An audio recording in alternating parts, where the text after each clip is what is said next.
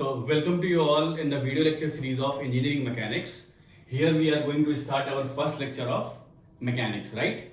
So, my dear student, first I will define in this lecture कि mechanics क्या होता है और फिर कितने टाइप का होता है ये हम डिस्कस करेंगे आज के लेक्चर में, राइट? तो देखिए basic word mechanics here.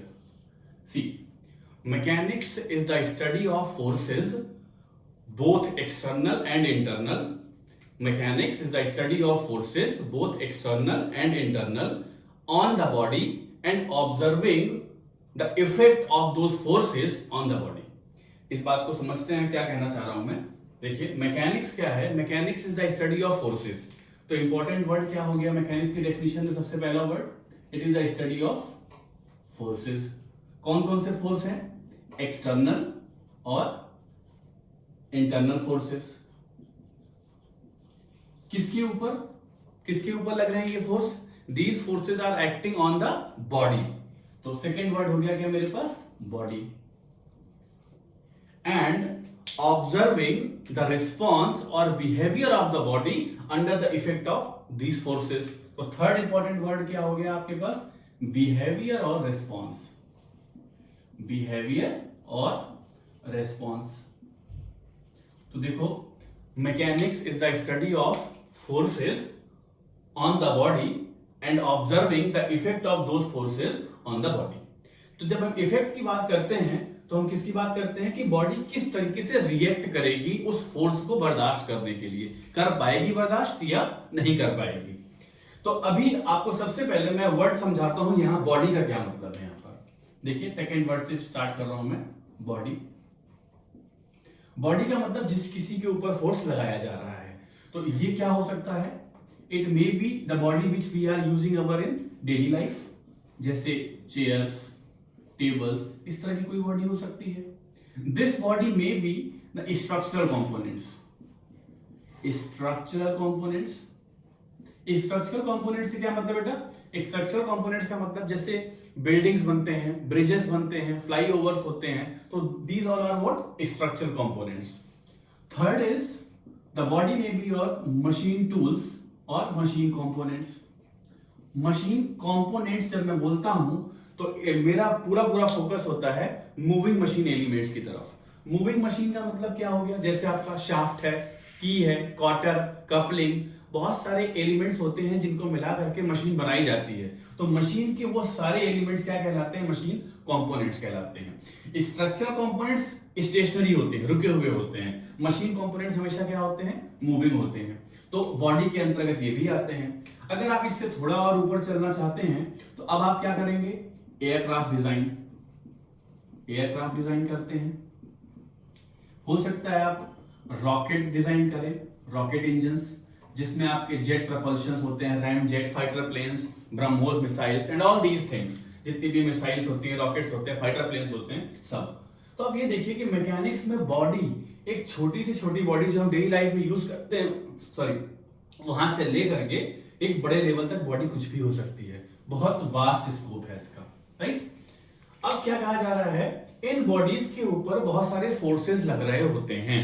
In bodies के ऊपर बहुत सारे फोर्सेस लग रहे होते हैं. तो वो बॉडी कैसे रिस्पॉन्स करेगी उस फोर्स का? हो सकता है फॉर एग्जाम्पल, मैं थोड़ा एग्जाम्पल लेता हूं. सपोज कीजिए एक चेयर है. आप ड्राइंग पे ना जाइए, फ्री हैंड ड्राइंग है. तो एक चेयर है. इस चेयर के ऊपर कोई बैठा है, कोई बैठा देते हैं किसी को, चलिए ऐसे भी बैठा हुआ है, जिसका वेट कितना है? 50 न्यूटन का है. और वेट हमेशा डाउनवर्ड लगता है और ये चेयर आराम से इसके वेट को बर्दाश्त कर रही है. थोड़ी देर के बाद इसी चेयर के ऊपर एक दूसरा आदमी आकर के बैठ गया, जिसका वेट कितना था? 50 प्लस 450. लेट्स सपोज, एग्जैगरेटेड, बहुत ज्यादा मास बता दिया, वेट मतलब 450, यानी कि 500 न्यूटन का आदमी जैसे इसके ऊपर बैठा, ये चेयर क्या हो गई? कोलैप्स हो गई. उसके बैठते ये चेयर क्या हो गई है? टूट गई है. तो अब बताइए रिस्पॉन्स कैसा था बॉडी का? 50 न्यूटन को बर्दाश्त कर पा रही थी और 5 मिनट को बर्दाश्त नहीं कर पाई. तो we have to understood what will be the behavior of the body when a load is going to exceed bit by bit. जैसे जैसे आप लोड को बढ़ाना शुरू करेंगे तो क्या वो बॉडी उसको बर्दाश्त कर पाएगी या नहीं, ये हमें यहाँ पर समझना है. और इस तरीके से डिजाइन करना होगा अपने कंपोनेंट्स को कि वो टूटने से बच जाए. वो फेलियर कंपोनेंट की फंक्शनैलिटी क्या है? फेल नहीं होनी चाहिए, राइट? तो ये आपको समझ में आया बिहेवियर और रेस्पॉन्स का मतलब, clear, good. Now I am coming to the word forces. Force क्या होते हैं? तो बहुत एलिमेंट्री लेवल पे आपने पढ़ा होता है फोर्स क्या होते हैं बच्चों। Forces are those external entity which either change the position of the body और tries to change the position of the body. या हिंदी मीडियम के बच्चे हमारे कैसे बोलते हैं कि बल वो धक्का या बाह्य कारक है जो किसी वस्तु की या किसी बॉडी की पोजीशन को चेंज कर देता है या करने की कोशिश करता है। Very good. तो उसको क्या बोलते हैं? फोर्स बोलते हैं। अब फोर्स मैंने वो लिखा है एक्सटर्नल भी हो सकता है और इंटरनल भी हो सकता है। तो बेटा इंटरनल कोई फोर्स होता नहीं है, ध्यान समझना। एक्सटर्नल तो वो है जो आप बॉडी के ऊपर लगाते हैं। एक्सटर्नल क्या है? जो फोर्स आप बॉडी के ऊपर लगाते हैं। और इंटरनल वो है जो बॉडी उस फोर्स को बर्दाश्त करने के लिए अपने अंदर जनरेट करती है। इंटरनल फोर्स नहीं होते। इंटरनल का सही नाम क्या होता है? रेजिस्टेंस होता है। इंटरनल क्या होता है? रेजिस्टेंस। बाहर से आपने फोर्स लगाया और उस फोर्स को बर्दाश्त करने के लिए बॉडी ने किस तरीके से अपने शेप को चेंज किया, that is called resistance. Body shape change करेगी या नहीं करेगी, बॉडी टूट जाएगी या बचेगी, या बॉडी अपनी पोजीशन को चेंज कर देगी, इस बात पर हम डिफाइन करते हैं कि मैकेनिक्स कितने टाइप की होती है। तो एक बार फिर से मैं बताता हूं मैंने क्या अभी तक जिक्र किया आपसे, बहुत आराम से लेके चलूंगा, धीरे धीरे समझिएगा। Mechanics is the study of forces whether external or internal on acting on the body and observing the effect of those forces on the body। अभी तक मैंने आपको सिर्फ ये इतना बताया है। आराम से इसको नोट्स में लिखिए या इसका स्क्रीनशॉट लीजिए, फिर मैं आगे बढ़ता हूं, ठीक है। अब मैं आपको बताता हूं क्लासिफिकेशन ऑफ मैकेनिक्स। मैं इसे रफ कर रहा हूं और मैं आता हूं क्लासिफिकेशन ऑफ मैकेनिक्स पर, राइट। और before classification let me discuss one more thing. देखो जब भी मैं कभी फोर्सेस की बात करता हूं तो फोर्स दो टाइप से हो सकते हैं। फोर्स को अभी बहुत एलिमेंट्री लेवल पे समझना। फोर्स में भी कांटेक्ट फोर्सेस और फोर्स में भी नॉन कांटेक्ट फोर्सेस। ये कोई बुक की डेफिनेशन नहीं है, सिर्फ समझाने के लिए आपको बता रहा हूं। फोर्स में भी कांटेक्ट फोर्सेस और फोर्सेस में भी non contact forces. Contact forces का मतलब बेटा जब दो बॉडीज आपस में कांटेक्ट में आएंगी तो एक दूसरे के ऊपर क्या फोर्स लगा रही हैं, like force of tension, force of compression, force of shear और ड्रैग। मतलब ये वो सारे फोर्सेस हैं जब दो बॉडी आपस में कांटेक्ट में आती है। ड्रैग का मतलब क्या होता है? जैसे हवा चल रही है तो किसी बॉडी के ऊपर से गुजर रही है तो हवा का ड्रैग उसके ऊपर लग रहा है। पानी की बूंद है, आसमान से नीचे की ओर आ रही होती है। बेटा देखो पानी की बूंद अगर आसमान से नीचे की ओर आ रही होती है तो उसका वेट तो नीचे की ओर लग रहा होगा, और ऊपर की ओर क्या लग रहा होगा? ऊपर की ओर दो फोर्सेस लगते हैं। एक फोर्स होता है ऐसे जो बूंद के चारों तरफ लगता है, इसको हम बोलते हैं ड्रैग फोर्स, मैं एफडी लिखता हूं। और दूसरा फोर्स होता है फोर्स ऑफ बायंसी, जिसे हिंदी में उत्प्लावन बल भी बोलते हैं। तो ये बॉडी हमेशा पानी की बूंद बैलेंस किससे होती है? W is equal to F B plus F D से बैलेंस होती है। ये दोनों फोर्सेस ही बैलेंस करते हैं। अगर ये फोर्स बैलेंस ना करें तो ऊपर से आने वाली बूंद नीचे आते आते इतनी हाई वेलोसिटी गेन कर लेगी कि वो जहां पड़ेगी बॉडी पर, वो बॉडी में पेनिट्रेट कर जाएगी। तो इस वजह से ये चीजें मैं आपको थोड़ा बहुत समझाऊंगा, फ्लूइड का पार्ट है, लेकिन ये समझाने के लिए कि ड्रैग क्या है, फोर्स है। यहां पर भी देखिए दो चीजें कांटेक्ट में, एक पानी की बूंद है, दूसरा एयर, तो दो बॉडी क्या हो रही है? कांटेक्ट में हो रही है। नॉन कांटेक्ट फोर्सेस क्या क्या होते हैं? नॉन कांटेक्ट जैसे force of gravitation, gravitational force, gravitational force बहुत वेल नोन लॉ है, आपने न्यूटन का पढ़ा होगा, F is equal to G m1 m2 divide by r square. कि यूनिवर्स में दो बॉडीज कोई भी हैं उनके बीच में हमेशा अगर उनका मास m1 m2 है तो फोर्स ऑफ अट्रैक्शन होता है which is proportional to their mass and inversely proportional to the square of their distance. या आपने पढ़ा होगा लॉ ऑफ मैग्नेटाइजेशन, लॉ नहीं लिखता हूं, force of magnetization, force of magnetization F is equal to B I L sine theta. या इसके अलावा बच्चों होता है आपके पास strong and weak nuclear forces, right. तो ये सारे फोर्सेस भी होते हैं जिसमें बॉडी कभी कांटेक्ट में नहीं आती। तो what is the difference between both? Non contact forces की जो स्टडी की जाती है, this study comes under mechanics called quantum mechanics. इसको हम क्या बोलते हैं? क्वांटम मैकेनिक्स कहते हैं। और ये जो सारे फोर्सेस हैं इनकी जो स्टडी होती है that comes under Newtonian mechanics. Newtonian mechanics. तो डियर स्टूडेंट्स, हम यहां पर जो पढ़ेंगे वो न्यूटोनियन मैकेनिक्स है। क्वांटम मैकेनिक्स पर अभी हम फोकस नहीं करेंगे। जो हमारे सिलेबस का विषय है वो क्या है, न्यूटोनियन मैकेनिक्स है। Clear, very good, excellent. अब इसको समझने के बाद दो इंफॉर्मेशन और बताऊंगा आपको। फोर्स का जो नेचर होता है, फोर्स के बारे में मैंने बताया कि फोर्स कोई भी ऐसा एक्सटर्नल एंटिटी है जो बॉडी की पोजीशन चेंज कर देता है या करने की टेंडेंसी रखता है।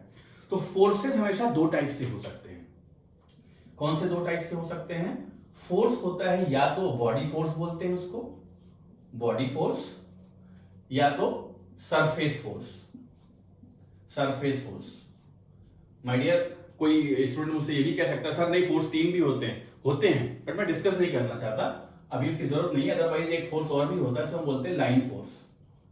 बॉडी फोर्स, सरफेस फोर्स और लाइन फोर्स। क्या होता है बॉडी फोर्स का मतलब? जो टोटल बॉडी के वॉल्यूम पे डिस्ट्रीब्यूटेड होता है।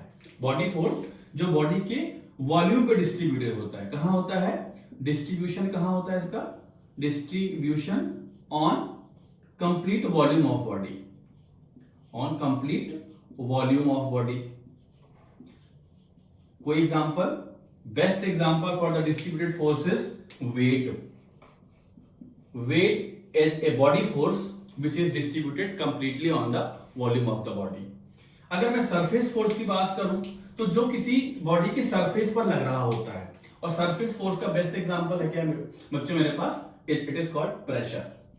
Pressure is a kind of surface force जो किसी सरफेस के ऊपर लग रहा होता है, ठीक है। और लाइन फोर्स का बेस्ट एग्जांपल क्या होता है?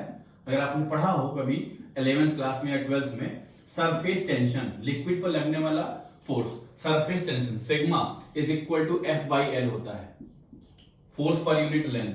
Pressure is equal to force by area होता है। देखिए यहां पर क्या है, ये एरिया पर डिस्ट्रीब्यूटेड है, ये क्या है लाइन पर डिस्ट्रीब्यूटेड फोर्स है। और weight W is equal to m into g, और मास को लिखते हैं density into volume into g. This is symbol rho, rho is a symbol of density. तो ये वॉल्यूम पर डिस्ट्रीब्यूटेड होता है। तो वॉल्यूम पर डिस्ट्रीब्यूटेड फोर्स को क्या बोलते हैं? जो पूरे वॉल्यूम पे बटा होता है उसे बोलते हैं बॉडी फोर्स। जो एरिया पर डिपेंड कर रहा है वो सरफेस फोर्स, और जो लाइन पर डिपेंड करता है उसे हम क्या बोलते हैं? लाइन फोर्स बोलते हैं। क्लियर, यहां तक समझ में आया आपको? Now coming to the classification of mechanics. मैं आपको बताता हूं मैकेनिक्स के क्लासिफिकेशन कि मैकेनिक्स कितने टाइप की होती है। गुड,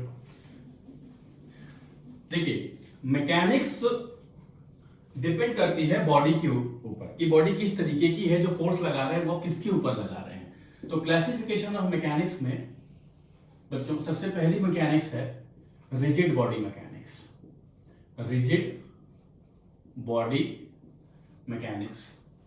सेकेंड मैकेनिक्स होती है आपकी solid body mechanics, solid body mechanics.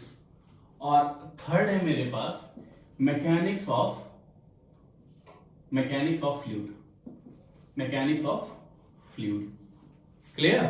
देखो rigid body mechanics, solid body mechanics और मैकेनिक्स ऑफ फ्लूइड। अब तीनों में क्या डिफरेंस है ये समझना होगा। वर्ड है रिजिड, वर्ड है सॉलिड, और वर्ड है यहां पर फ्लूइड। तो माय डियर, सबसे पहले मैं आपको बताता हूं कि रिजिड का मतलब क्या होता है, ठीक है।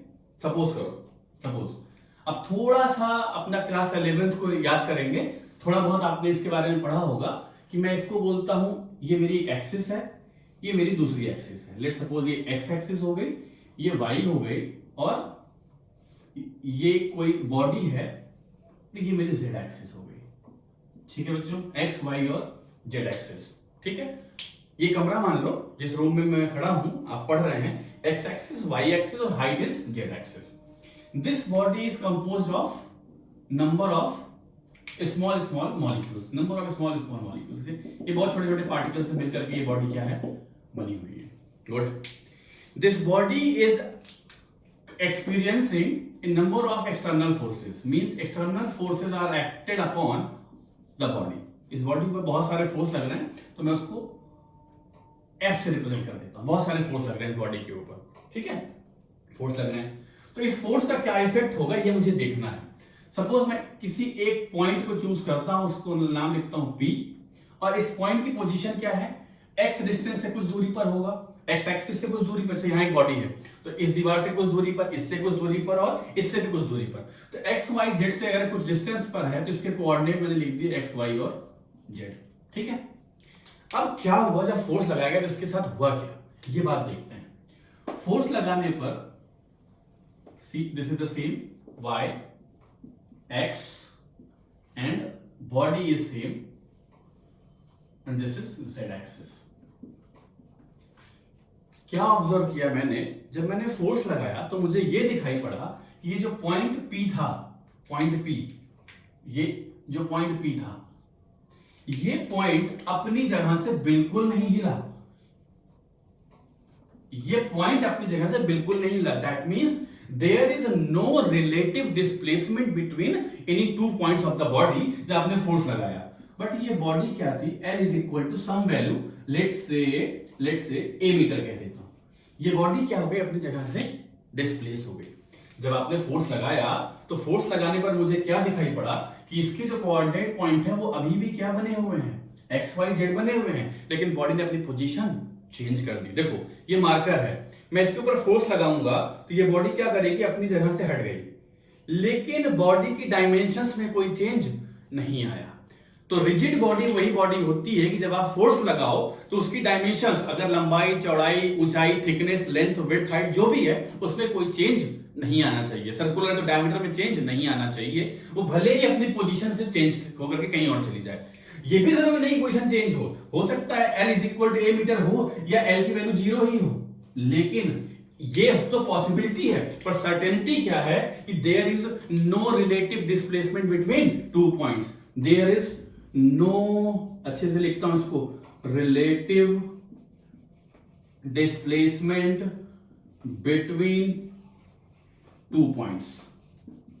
तो ऐसी बॉडी को हम क्या बोलते हैं, रिजिड बॉडी बोलते हैं। इसी को हम क्या बोलते हैं बच्चों, रिजिड बॉडी बोलते हैं। और इस मैकेनिक्स को क्या बोलते हैं, रिजिड बॉडी मैकेनिक्स बोलते हैं, रिजिड बॉडी मैकेनिक्स, RBM, और इसी का नाम है इंजीनियरिंग मैकेनिक्स।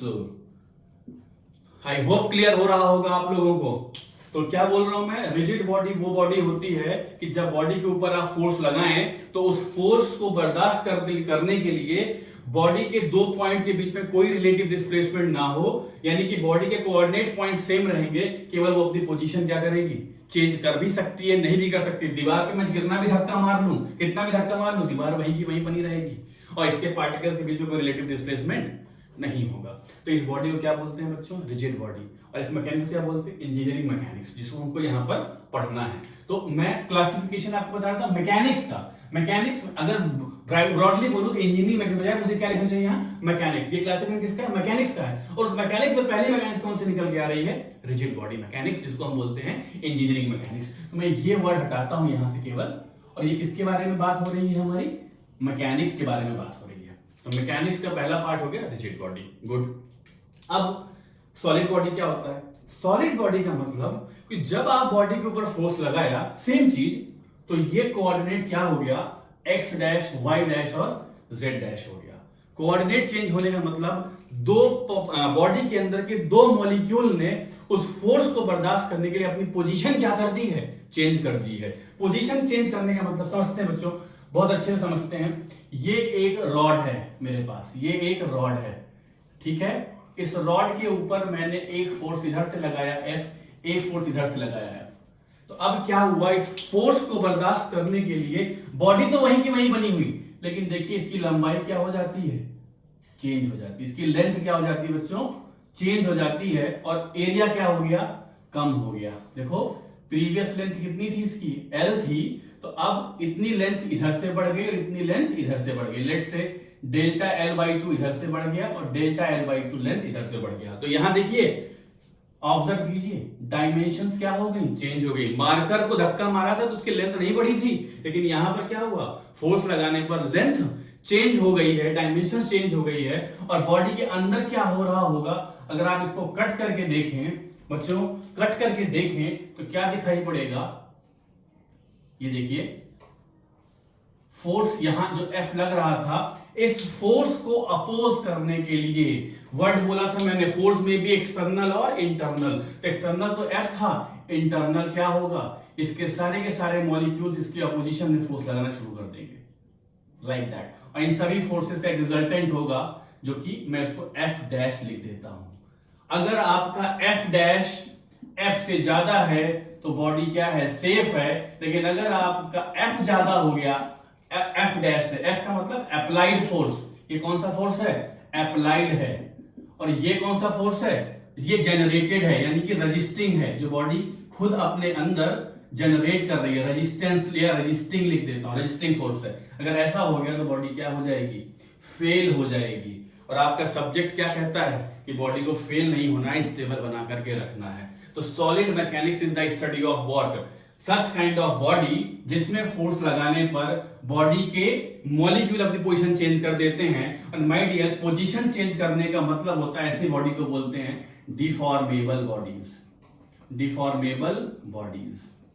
और ऐसी मैकेनिक्स को क्या बोलते हैं, मैकेनिक्स ऑफ डिफॉर्मेबल बॉडी बोलते हैं, या सॉलिड मैकेनिक्स से बोलते हैं, या मैकेनिक्स ऑफ मटेरियल भी बोलते हैं, जिसको हम सेकेंड ईयर में पढ़ते हैं। तो अभी के लिए आपको समझ में आ गया, हम यहां जो पढ़ने वाले वो रिजिड बॉडी जिसमें डिफॉर्मेशन क्या है, एब्सोल्यूट जीरो है। यहां पर डिफॉर्मेशन क्या होगा, deformation is absolute zero, body में बिल्कुल डिफॉर्मेशन नहीं होगा। हालांकि दुनिया में कोई बॉडी रिजिड होती नहीं है, ये एक हाइपोथेसिस है, आइडियली कोई बॉडी रिजिड नहीं है, बट हम मान के चलते हैं डिफॉर्मेशन यहां जीरो है, बट यहां बॉडी में क्या मिलेगा, डिफॉर्मेशन मिलेगा। बॉडी अपने शेप को चेंज करेगी, अपने डायमेंशंस को चेंज कर देगी, और स्टडी को बोलते हैं सॉलिड मैकेनिक्स। और बच्चों, फ्लूइड के बारे में मैं सिर्फ इतना बताऊंगा अभी कि it is the study of deformable, ये क्या है, डिफॉर्मेबल बॉडी स्टडी है, और ये डिफॉर्मेशन विद टाइम की स्टडी है। यानी कि इस केस में अगर मैं डिफॉर्मेशन को थीटा से लिखूं तो theta is not the function of time, लेकिन यहां अगर डिफॉर्मेशन को मैं थीटा से लिखूं तो change of angle, deformation, theta is the function of what, time. ये स्टडी है D theta by D T की, कौन सी, fluid. Fluid is the study of d theta by dt. More about the fluid I will tell you in the next lecture, क्योंकि मैंने सोचा है कि मैं लेक्चर को सिर्फ छोटे छोटे पार्ट में डिवाइड करूंगा, 15-20 मिनट्स मैक्सिमम। तो यहां तक आप चीजों को रिवाइज कीजिए। जब मेरा नेक्स्ट लेक्चर होगा तो मैं वहां डिस्कस करूंगा थोड़ा सा फ्लूइड के बारे में, and then I will come to the detail of force analysis. I hope आपने एंजॉय किया होगा, सब्जेक्ट पढ़ने में मजा आया होगा। तो थोड़ा मन से पढ़िए, और जो भी डाउट हो आप उससे पूछेगा। See you in the next lecture. Thank you.